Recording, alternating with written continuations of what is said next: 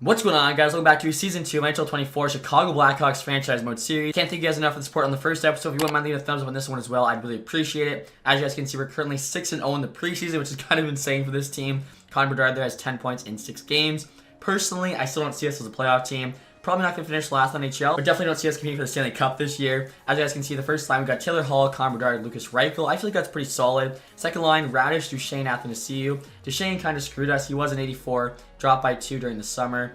Kessler on the third line is an 83 now, playing with Domi, Puljujarvi, Perry, Jury, Foligno on the fourth line is actually pretty capable. In terms of the defense, it looks totally different now. I signed a bunch of guys. So we got Giordano, Jones, Murphy, Schultz, Cole, Shattenkirk. Obviously, Murphy, Jones, and the guys we kept. The rest all signed in free agency last summer. In terms of the goaltending here, we got Hofer starting with Soderblom backing him up. So I think that's okay goaltending. Again, we're not really trying to do good necessarily. So if our goalies aren't that great, it's okay. First power play there you can see. Bedard, of course, going to be the finisher. Going to try and have him put up 100 points maybe this year. He's 90 overall already at 19 years old. Kind of crazy. He's also the youngest captain in NHL history, as I'll show you guys the captaincy a little bit later. No chemistry boost on that one. We actually get a minus on the power play too. So the coaching here isn't looking the best. Might have to hire some new coaches, at least, assistant coaches, associate coaches, things like that after this season. PK-wise, it's a little bit better. We have some pretty good 2A players there in the bottom 6, so that checks out. Now, in terms of the AHL team, they actually won their division last year. I feel like this season, they should be pretty good too. First line there, Lysell, Kershev, and Entwistle isn't bad at all. Second line's like a young gun line, Maggio, Nazar, and Hayes. Third line, Kachuk, Iskakov, and Lavoie is also solid. Fourth line here, Stenborg, Ludwinski, and Doc isn't bad either. I actually noticed Ludwinski here has low top 9 potential, which is pretty insane for a early second round pick 2022. Obviously, he's a guy I missed when I was trying to, quickly fix the roster so I could actually get started this franchise. Have to fix him in the future. Defensively here, Vlasic, 79. I think he'll definitely be at least a bomb-carrying guy. 6'6", defensive defenseman, should fit there well. Korchinski, you can definitely see him growing a ton this summer, make the NHL next year as well, which is why it's a good thing we have a lot of one-year deals on our NHL defensemen. If we're not doing good as well, we can trade him at the deadline. Phillips, Roos, Allen, Kaiser. In terms of the goaltending, we got Stauber starting, and Quappe, who just signed backing him up. So overall, I feel like we're right where we want to be. The NHL team's getting better. The AHL team is looking pretty nice. Again, guys, Bedard there in the C, youngest captain in NHL history. Very excited for that. We'll see how he does this first year as the captain of this team. Can he lead us out of the basement? Obviously, we're going to have to wait and see. Now, before we do get started with the sim here, guys, I'll show you the ratings for this season. We've got 92 offense, 91 defense, and 82 goaltending, which honestly isn't that bad. Let's see how they do. Wow, look at the trade-off we just got from the Florida Panthers. Sergei Bobrovsky for a second-round pick, a fourth-round pick, and Ludwinski, who we were just talking about. Obviously, we have the cap space, but really no reason to bring in Bob at $10 million, especially if it's going to make our team better. Have to say no. And now we just got off here, guys, the Philadelphia Flyers, a third-round pick for Kevin Shattenkirk. If we're not in a playoff spot by the deadline, I'll definitely look to trade him for at least that, hopefully a second. All right, guys, we're at the end of December now with a record of 17, 14, and 4, which isn't too bad. We're currently sitting outside of a playoff spot, only by 2 points. Kind of where I expected us to be, just on the outside looking in. Kind of the worst spot as well. You don't have a high pick, nor are you in the playoff picture. Bedard, though, currently averaging over a point per game. I love that. AHL team, currently in a playoff spot. Maggio there, almost a point per game. Awesome to see that as well. This one's interesting, guys. Coyotes offering us Mamelka, Kerfoot, and a third for a second and a fourth. So it seems like the AIGMs think we're going for a playoff run. I don't really think that's the case. AHL team definitely is, though. First in their division. NHL team, let's see.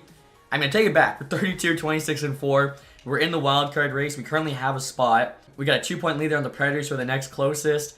Wow. This makes the trade deadline very hard because you obviously don't want to buy and then miss, nor do you want to sell and not have a chance at Stanley Cup. Probably going to be a quiet trade deadline from us. Bedard there, still over a point per game, which is awesome. AHL team, Kershev now leading scorer, almost a point per game. So I think at this point, really, we're just looking for a hockey trade, one that makes sense now and in the future.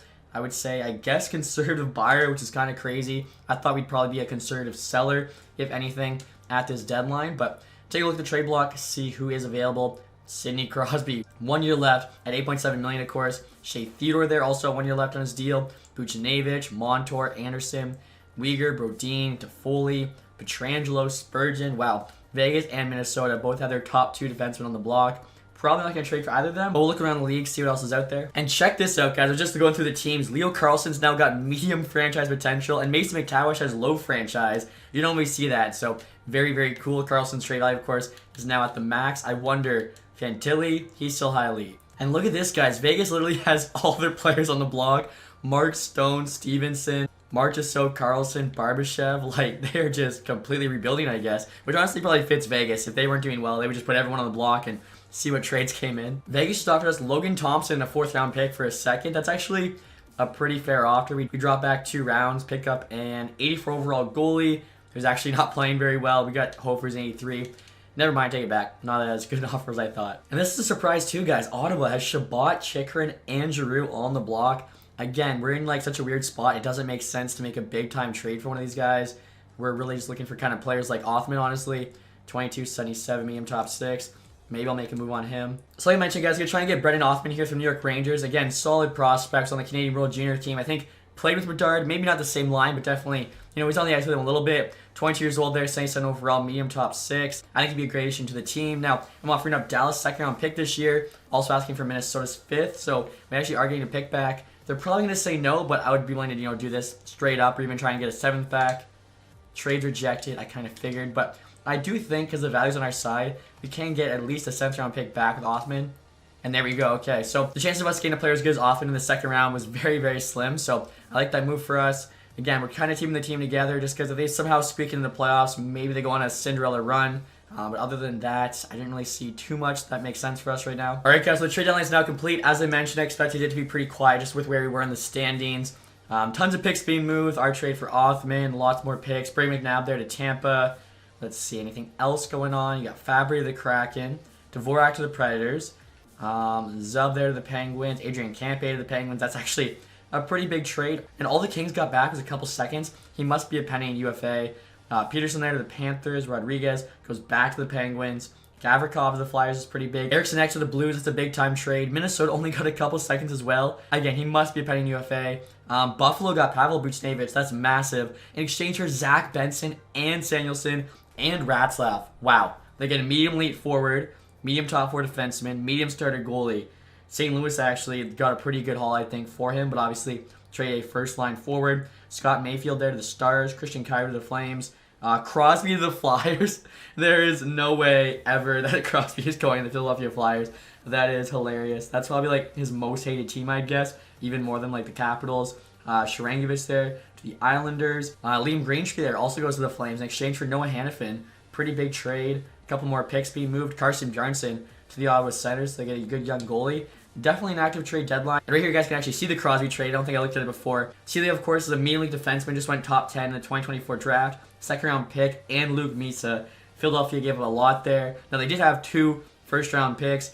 Their other one, of course, was Cole Eiserman, but pretty crazy to see. The Buchnevich trade as well was just massive. And so after that trade, guys, so look at the AHL teams. Obviously, NHL team wasn't touched. I've actually got Othman playing on the 2nd line now with Nazar and Maggio. As I mentioned, that was our young gun line. So Hazer got dropped to the 3rd line. And actually, speaking of the lines, though, guys, there is one thing I forgot to mention at the beginning of the episode. I don't think I'm ever going to break up Taylor Hall and Connor Bedard, as I don't know if you guys saw the goal highlight from last night, but the celebration here after Taylor Hall scores with Bedard skating back into him, I thought it was so funny. Like, I don't know what's going on between those two guys, but they seem to really like each other, so cannot break them up for the rest of this franchise. We're hold on to Hall until he retires. This is hilarious, guys. Literally a day after trading away Sidney Crosby, the Pittsburgh Penguins then fire their head coach. So the Pittsburgh Penguins are completely rebuilding, I guess. Kyle Dubas is tearing it down after 1 year with Crosby, Malkin, Karlsson.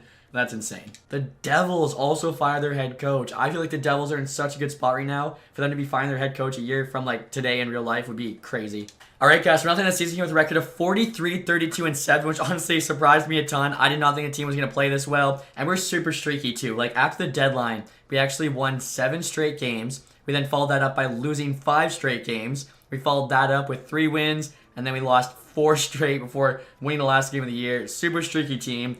I mean, if we're on a hot streak in the playoffs, obviously that'll work for us. In terms of the standings, we made the playoffs. 93 points there, gave us 3rd place in the Central. We're going to be playing the Avalanche, though, in the first round at 104. So, pretty good chance we'll be getting a 4-0 sweep here in the first round. But you never know. Maybe the team will surprise us. Connor Bedard, 89 points. Not bad at all for the sophomore season. AHL-wise, Khrushchev, almost point per game. AHL team, though, finished 1st place in the league. So, I could definitely not be upset with that. And now look at the rest of the team here, guys. You had Hall putting up 76 points. Solid year from him, especially at 33 years old. Lucas Reichel at 65. Jones, 62. Kessel, 57 at 37 years old. Kevin getting that 4th Stanley Cup. Domi, Duchesne, Athanasi, all at 50 plus. Cannot complain. Radish was very, very close to 46. So, yeah, overall, the team wildly exceeded my expectations. Goaltending here, Hofer below a 900, just barely. 337 goals against. Soderblom, much better numbers there. 913, 285. Decent amount of games, too, at 28. AHL team, Stauber, also below 900. Quap there, a bit better numbers. Seems to always be the backup, plays better for whatever reason. After Khrushchev, you had Lysel 59, Othman 58, Maggio 50, everyone else they're under. Nazar, though, was pretty close with 47. And now look at the entire league here, guys. You love to see that. McDavid back on top, 120 points, leading the league just like he does in real life. Matthews at 2, 61 goals. You had Draisaitl 3 with 115. Zibanejad career year. Adam Fox, 113 points as a defenseman. He's basically pulling an Erik Karlsson, but he plays defense. McKinnon, Rantanen, Connor, Panarin, huge year for scoring. Like, wow, look at all those guys at 100 plus. Pasternak actually at 99. In terms of goals, yeah, Matthews was first, followed by Rantanen and Ovi. Now, defensive scoring here, obviously, Fox is first, 113. You got Makar behind him, Karlsson, 73, still with the Penguins. And he's got a minus 27, so he leaves the Sharks with a good team, and again, pretty much same as usual. He's putting up points, but his team sucks. Vasilevsky there, most wins in the league, 46. Save percentage here for a starter is going to be Carter Hart with a 9.22. And the best goals against for a starter is also Carter Hart. So are the Philadelphia Flyers back already? Carter Hart potentially win the Vezina Trophy there. Next, we'll take a look at the rookie skaters. Marco Kasper. I mean, I love that. 82 points, point per game player this season. 87 overall already. If he turns into that, that'd be insane. He actually beat out Michkov for the Calder. Celebrini even, only 46 points to the Preds. They're playing him quite a bit too, but I guess, you know, he is only 80 overall. You'd think though if he was playing with like Philip Forsberg, somebody else decent, he would have done better than that. And actually behind the top 3, everyone else was just in the 30s or lower. And now in terms of the entire league here, guys, you got the Tampa Bay Lightning and the President's Trophy 116. I do see there are some teams that still have a game left to be played, but doesn't really look like it's going to affect the major stuff. And we actually finished 14th in the entire NHL, tied with Vancouver for 13th. So how we were a top 3rd team in the league with the roster we had, I have no idea, but we'll take it. I mean, obviously, hopefully it's a sign of good things to come. Ottawa there last, Pittsburgh second last. All right, guys, so the Avs first line there. Healthy Landeskog playing with McKinnon, Rantanen, Nichushkin, Johansson, Lehkonen, Tatar, Colton O'Connor, Olesen, Protis, Wood. That's a solid forward group. Defensively, Taze McCarr has to be the best D pair in the league. Manson, Byram's down 88. Gerard, Perunovic. Goaltending, Yorgi's still starting down 87. Ranta backing him up. I mean, yeah, this team is stacked. We got to work it out for us. I don't see us winning the series, but if we could win a game, I feel like that'd be, you know, accomplishing something. Game Bedard, his first playoff win under his belt. First 2 games here in Denver, Colorado. And we lose the first one OT. Win the second 8-2. Are you kidding me? The fact we play them that tight in the first and then come back with a huge win is crazy. Heading to Chicago now for game 3 and 4. 4-2 loss. That's all right. Game 4, 3-0 win. We shut them out. Tie up the series. This is crazy. Game 5 away. And 6-5 OT loss. I mean, we're right there with Colorado. Like, we've lost 1 game by more than a goal. Game 6, we have to win. And we do not. We lose 2-0. But again, we never got blown out. Every loss we were within 1 or 2. Our wins were big as well. Like, honestly, I think that's a big plus for this team. Athens there at 8 points in 6 playoff games. And now next year, guys, you have to look at the AHL team, who's currently down 2-1 in their series.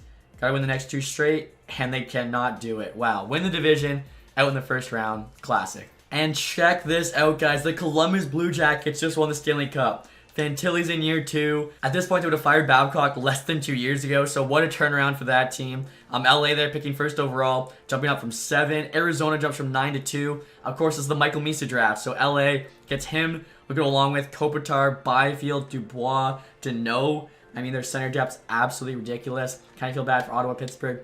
Both dropping down. And now we'll take a quick look here, guys, at the playoff stats just to see how our players did. So behind Athanasiou, Bedard, almost a point per game. Same with Radish, Duchesne. Anyone not perform? I mean, Phil Kessel, 3 points. Call, 3 points. They did better than that in the regular season, goaltending-wise. Hofer actually had really nice numbers. Definitely not his fault. He was trying his best. The team just couldn't get in front of him. In terms of the playoff tree here, guys, you got Columbus sweeping the Detroit Red Wings. In history, it always goes the other way, so good for them, I guess. They also followed up with a sweep against the Rangers, Capitals in 5, and the Avs in 5. I believe that's a record for the fewest amount of games played to win a Stanley Cup. They played 18 games, only losing 2 times. Like, that is crazy. I think the record is 18 or 19 games. Unbelievable run there for the CBJ. We'll take a look at the awards next year, obviously. I think we know all the team awards. Individually here, McDavid, our Ross Trophy again, also gets the Hart. Adam Fox, of course, James Norris. I mean, the point production he had. Also got the Lady Bing. Didn't have a lot of penalties. Marco Kasper, Calder, love it. Johnny Gaudreau there got the Conn Smythe. Carter Hart did get the Vezina. Also the William Jennings. Parayko, Bill Masterton. Capitals coach Jack Adams, kind of interesting choice, honestly. Couturier, Selke. McDavid, Ted Lindsay. And then, of course, Matthews there with the Maurice Richard. And in terms of the HL guys, the Lehigh Valley Phantoms won the Calder Cup. Again, we won our division for the 2nd straight year. I don't know why your team can't perform though in the playoffs. Individually, Abkabel, most points, also at MVP. Suter there, most goals. Stenberg, best rookie. Simishev, best defenseman. Very cool. Tarasov, best goalie. Denoye, MVP of the playoffs. Suter also got sportsmanship. Gleason there, community involvement, and then Tarasov, lowest goals against. And now before we get to the draft, guys, I realized I totally forgot to check contract extensions, probably because I wasn't too worried about, the cap. We were so far under it. Are you kidding me? Connor Bedard's now 96 overall, and he still has one more year in his entry-level contract. That's why I said in the first episode, our third year was our best chance to win the cup, as having a 96 overall player making less than $1 million is essentially a cheat code. Jones there dropped a rating by 1. Reichel's actually up a couple. Domi, what's he going to ask for? 8.4. I mean, he is an 87 now. Athanasiou wants 6.5. Taylor Hall, I said I'm bringing back no matter what. And he actually wants a very fair contract, probably because he's a bit older there at 33. He wants 3 years. I mean, he might start to fall off. I'm obviously just going to keep bringing him back. So we'll do 2 years at $5 million. I think that's fair for Hall. Kessel, if he wants to come back for cheap, he wants almost 5. We're paying him 4 last year. I wouldn't mind, keeping the Iron Man streak going, though. Mark Giordano, Justin Schultz, Ian Cole. I mean, we'll take a look at all these vets probably later. I don't really see us saving too much money on them right now. Joel Hofer, though, now an 84. Could potentially save a little bit of money on. 1 year, 4.5. Okay. I definitely like the 2 years there. Keep him at an RFA. See if we'll take 4.5. And then to be our backup, Soderblom wants 3.75. I mean, I'll keep one of our current players to offer him a bit of money. And now look at retired players here, guys. Ryan Suter calls it quits. Same with Derek Stepan, Trevor Lewis, Derek Ryan. Really no one too crazy other than that. I think I saw Matt Martin there. In terms of the goalies, Brian Elliott, Jonas Enroth. And so we're now at the draft here, guys. Kings picking first overall. That pick is not on the block. Hopefully our scouts found some steals. Oh, wow. You actually have this made-up guy. Colby Chiodo, medium franchise American. Going to go first overall with Misa going 2. Felix Kirko there I don't think is real either. Adam Benak is. Same with Roger McQueen, Jordan Gavin, Matthew Schaefer. But a bunch of those guys at the top definitely were not. Now, take a look at the gems. Guaranteed low elite. That's going to go like 7th round. That's actually crazy value. Even this guy who's going to go in the 3rd round could be decent. And look at this, guys. I sorted by potential. Gary Sod, guaranteed medium elite goalie. Going to be a early 3rd round pick. That is insane. And Gabriel Daigle here, I know is a medium elite goalie. He'll be a late 1st round pick. We actually have 2 firsts, so could take him as well. Reese Hamilton here, I don't think is medium elite. I feel like he's probably medium top 4. So I'm not going to worry too much about that. And Keegan Voros here, guaranteed medium top 4 defenseman, early 2nd round pick. That's pretty good value. And now next year, guys, we're trying to secure the Devils to get their 9th overall pick, which is actually on the block, offering up number 19. So we're trying to jump up 10 spots here. Also offering signing rights to Max Domi. Again, I don't want to pay him what he's asking for, like $8.5 million or whatever. Last year, he had a pretty solid season, putting up 56 points, but I just don't think, he's worth the money. Also do Kershev here. He's a solid player. Still has a year left to grow. He tore up the AHL, but I really don't see him being an NHL player for us, so kind of give him a chance there with the Devils. Kuhlman just coming back as a roster spot. The value looks to be on our side, or if not, it's like very, very close to even. We'll see what the Devils say. Trades rejected. We aren't where we need to be in the value offered, which I kind of figured, but obviously you're not going to throw out your best offer first. They don't really like any of our goalies. Okay, I'm thinking we have 3 2nd round picks next year. I feel like the Maple Leafs will probably be better than the Islanders, and it's got more value. So try on a 2nd round pick onto this too. I think at this point they got to say yes. There you go. Okay, so that's a big time trade. The reason I wanted number 9 was honestly it was the highest pick on the block, plus 2 at number 9. We can still get a medium elite player. So we'll send this pick. We'll see who went before that. So Schaefer there, Gavin, McQueen, Benak, Kilger, Kirka, Misa, and the Chiodo guy. All medium elite potential are higher. There should still be one guy left, and it's this guy here, John Fernandez, Swiss dude. I think I'm like 99% sure he's made up because I've never heard of him. Also, Fernandez isn't a very Swiss name, but similar style Sean Couturier, NHL ready. I mean, if he ends up being like an awesome 3rd liner, I think it's a great pick at number 9. Let's see, 79 of the draft. That was a better pick than the 2 before us, so that was awesome. And I just need to pick number 25 here, guys. As I mentioned, I think I'm actually going to be eyeing a Gabriel Daigle, guaranteed medium elite goalie. Could be our goalie of the future. And yeah, 68 medium elite. I'm with the 25th pick. That's awesome. And now, guys, I'm going back to the Devils, trying to jump up 10 spots again. I'm actually offering them a 4th round pick, which I think is pretty fair to jump up in the 2nd round. And yeah, they say yes. I'm not sure like what the math says for the value there, but that one I think was a good move. So at pick 40, I'm hoping there's a guy here that's supposed to go at 42. And he is. Okay, Voros, he was the guaranteed medium top 4. There's also this center here. Guaranteed low elite. He kind of slipped a little bit. Our scouts have him ranked 32. Central Scouts 39. NHL ATA's 3 years. Let's take a look at Voros here. NHL ATA 4 years. Similar style, Shea Weber. Wow. I mean, we just drafted a center 9th overall. The thing is, I like the fact this guy starts out at a higher rating. Am I really going to switch it up right now? I mean, could make a trade to get both. I feel like let's take this guy. Dorian De Salvatore, 66, low elite, not bad at all. And next year, guys, I want from the Coyotes a second round pick next year, plus a 4th and a 6th this year for their second. I want to make sure we get that defenseman. They say yes. Again, I think the value there was pretty fair. I didn't want to risk, them taking him because he is one of the next 2 guys up. So Keegan Voros, we get him as well. 6'5" defenseman, I just realized. I feel like this draft so far has been going quite well. And next year, guys, I'm trying to make another draft pick trade with the Washington Capitals. I want their 2 second-round picks. Both are late seconds, literally like the 2nd and 3rd last picks in the 2nd round. For Quap there, he's a medium starter goalie we signed. He's all right. We've got obviously a lot better goalie prospects now. 2nd-round pick next year, which actually has more value than those seconds because they assume we'll be not winning the Stanley Cup, essentially. And then a 4th-round pick this year. The value's on our side, actually by quite a bit, but I'm fine with where it's at. See what they say. Trades accepted, yeah. So that means we can actually get 2 really good players I've been eyeing. Very safe picks, too. Like, I'm going to be taking these guys about, 5 to 10 picks early. So the first one we got to take here, guys, is that goalie, Gary Sod. He was supposed to go, between 67 71 there. Guaranteed medium elite, 58 overall. Got a ton of goalie prospects now to, work with. Hopefully, one of them ends up being sick. We can trade whoever doesn't end up being the starter. Next year, we're taking Nicholas Priestap from France. 64, low top 6. Okay, I mean, he was a gem. I feel like end of the 2nd round, low top 6 could be better, but that's all right. Now we're actually simming now, guys, all the way to, I think, the 7th round. I'm hoping that one guy is still there. He was, probably the biggest steal I found. And don't tell me. He got drafted. Mika Lumala there. Could be low elite. We'll take a chance. And he's a low top 6. 49 overall. Not the best, but, the rest of the draft went very, very well. Definitely cannot complain. Medium elite forward, medium elite goalie. We got 2 very solid 2nd round picks. Another medium elite goalie. Super happy with that. And look at that, guys. Taylor Hall Diggs off the offer we made him. Same with Starblom. Hofer wants more money. Okay, so we're going to have a lot to work with here.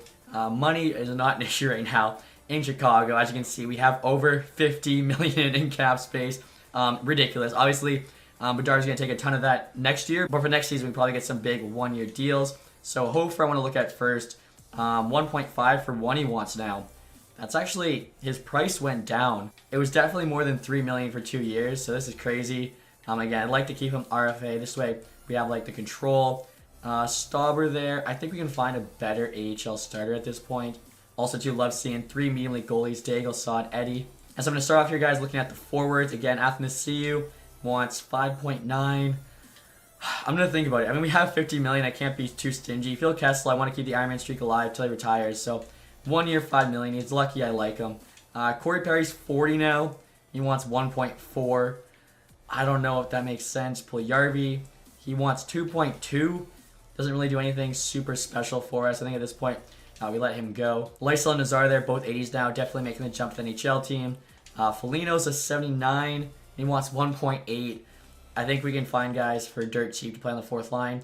Fernandez honestly might be a 4th line center for us. I know he's got medium elite potential. Maybe he'll be 3rd line center, but definitely going to sign to a contract here. Mackenzie Edmusel there, I just qualified. Kachuk, Kuhlman, they're both going to get let go. I mentioned last episode, have to sign Oliver Moore now. Helenas there's a 75. I think we give him a contract.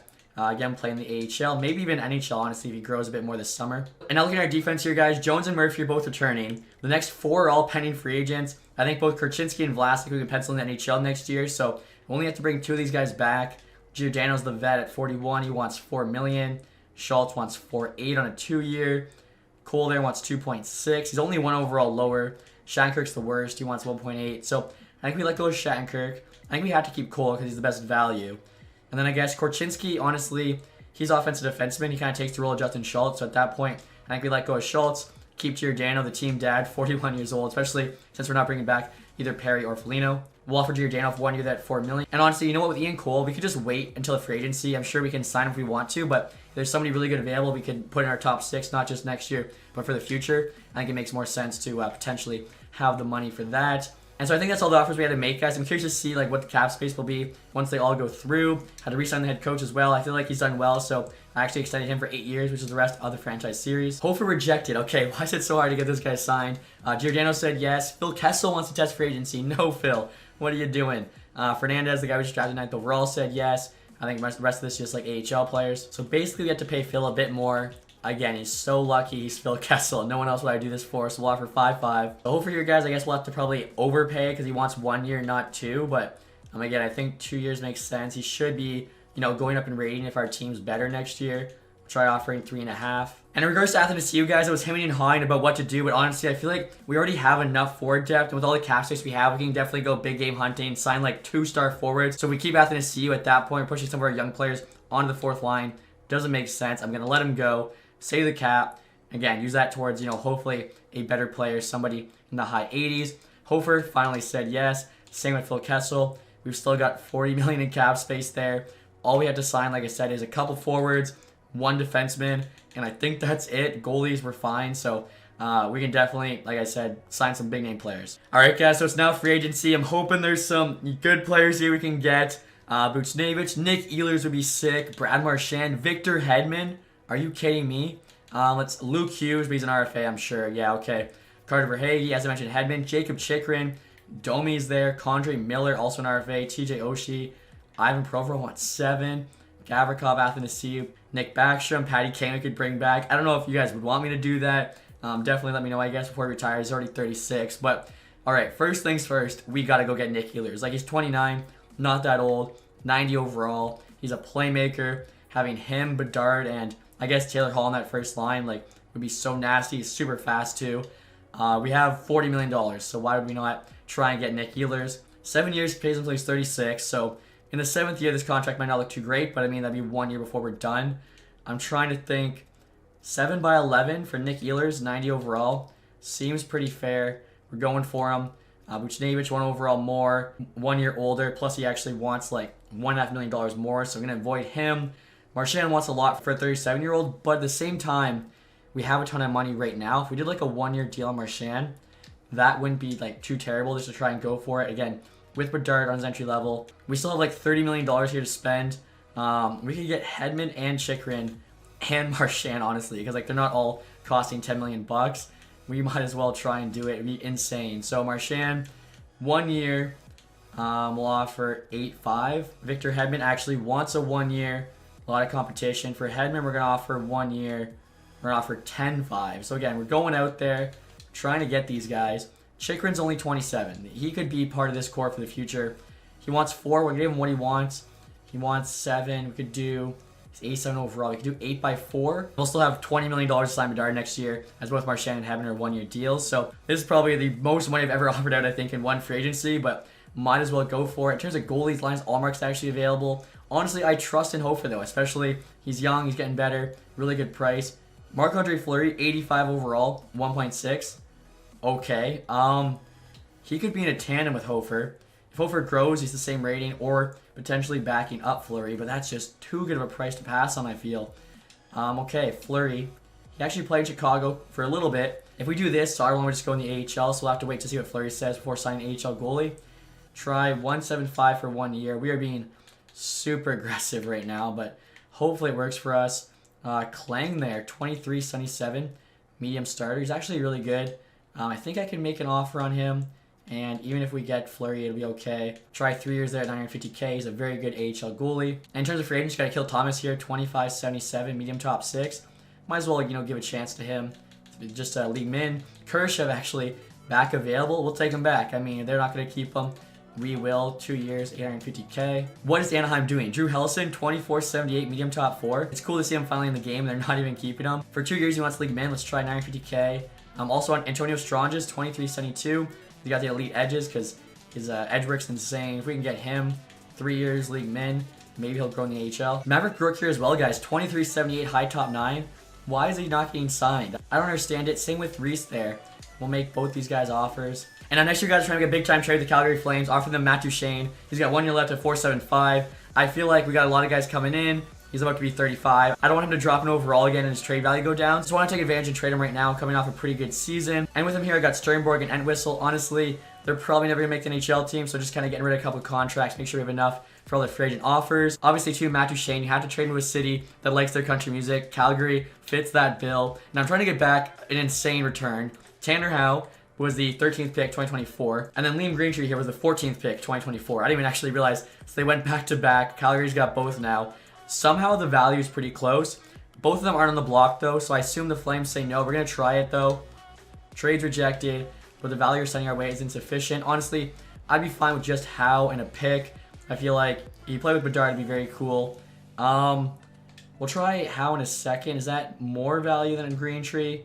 Trade rejected, yeah. So we'll try Howe in a third here. It does suck. I know that's on the block for the Flames because they're rebuilding, but they want Duchesne, and they say yes. Okay, so Tanner Howe in a third-round pick for Matt Duchesne, plus clear a couple contract spots. So Bedard, we're getting his buddies on this team, which I think is very cool. And now we're going to continue seeing here, guys, through the summer. Waiting here back on all those big-name free agents we made offers on. Hopefully, too, us making the playoffs helps us sign them. Kurashev's coming back. Reese said yes. Kill Thomas. Hellison there. Stranges. Bjork. Cal Klang. Obviously, the big fish. I'm not saying anything yet, though. And Nick Ehlers accepted the 7x11. Let's go. That is a huge signing. Brad Marchand as well accepted the 1 year. Cash offer was most generous. Marc-Andre Fleury said yes. Same with Chikrin. Are you kidding me? And Victor Hedman. All right. So I know some people are going to hate this episode because we went insane in the summer, but what are you supposed to do when you have $50 million in cap space? Like, you got to use it. We still have $10 million. Like, we still have enough to sign Bedard next year, especially with Marchand and Hedman both being on 1 year deals. We'll even have extra money after that. Like, we're definitely in a very good spot. And now next year, guys, we get a small trade. The Devils offering them Vinny in a 6th for a 5th. We're moving up 1 round. Vinny, of course, ended up missing on 3rd round pick, only medium fringe. We have too many good young goalies to keep him. Might as well clear out the contract spot. The Devils say yes. I feel like that was pretty fair. Now, the one thing this team still needs, guys, is a solid 4th line forward. AJ Greer here, 81 overall, grinder. Only 28, so he's still pretty young. Wants 1.5 for 1 year. I feel like he could be a 4th liner for us for a while.